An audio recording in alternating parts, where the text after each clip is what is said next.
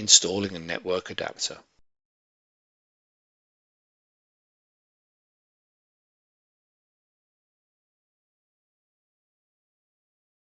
Align the network adapter with the PCIe slot on the front I/O expansion board and then press the adapter into the slot until it is fully seated.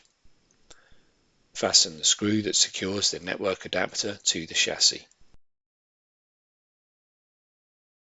Install the top cover.